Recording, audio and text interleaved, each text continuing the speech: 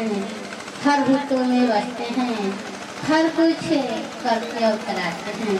परमात्मा जो चाहे वही होगा, दूसरा कुछ हो नहीं सकता।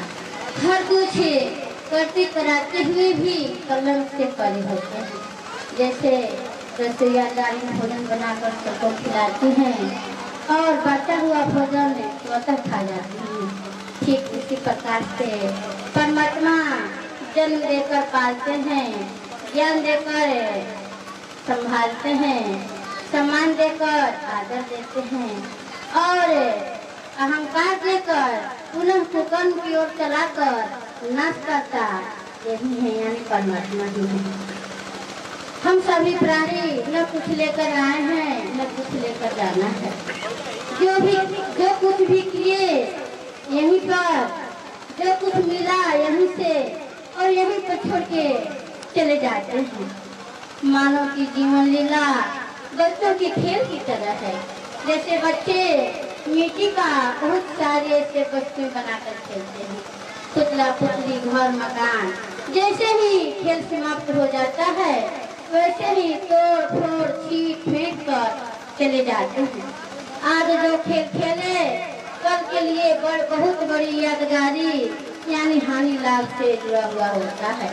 ठीक वैसे ही परमात्मा हम सभी प्राणी को बच्चों के खिलौने की तरह बनाकर परमात्मा खेलते हैं और इनसे सुख दुख हानि लाभ जीवन मरण का उपभोग कराते हुए स्वतः स्थिर रहते हैं। यह शरीर 5 तत्व 3 गुण 10 इंद्रिय भाव वृत्तियों से जुड़ी हुई है। इसमें मन इच्छा ज्ञान बोलचाल सभी सहयोगी हैं। हर कुछ करते कराते कहते सुनते हंसते खेलते उठते बैठते इसमें आत्मा स्थिर अजीब शक्ति है। यह जीवनी खेल समाप्त होने के बाद आत्मा निकलती है और कर्मानुसार किसी शरीर में अपना खेल शुरू कर लेती है। इस जीव आत्मा को इतना मूल्यवान शरीर पाकर के खुशियाँ नहीं होती, न इसे छोड़ करके जाने में मोह या दुखी अनुभव होता है।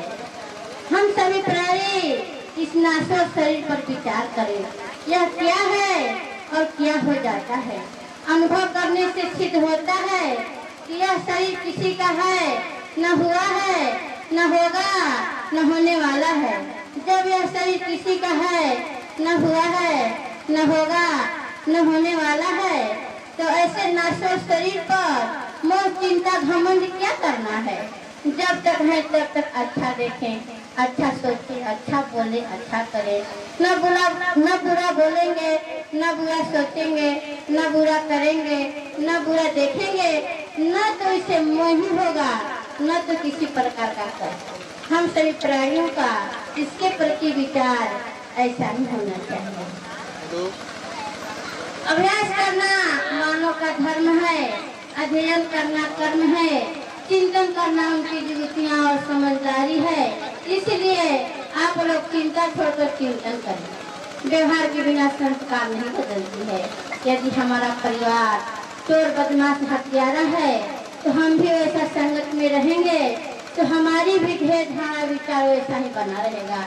यदि हम अपने आप को बदलना चाहें तो किसी संत महापुरुष के छाया में जाकर के उनसे गुरु मंत्र लेकर उनके कथनानुसार बताई हुई लाइन पर चलकर बुद्धि के सहारे व्यवहार में ढाल करके हम अपने आप को बदल सकते हैं। दूसरे को धन सुख नारी को पापमय या विष की तरह देखें। माता पिता भाई बहन का नाता लगा कर रहे। हर जीव प्राणी को गुरु या परमात्मा के रूप में देखें। मानव कर्म का अधिकारी है, फल का नहीं। सौंदर्य के लिए सज्ञान बनना उनका काम है और एक से अनेक बनना उनका ही काम है। हम मानव है या नहीं कैसे जान सकते हैं।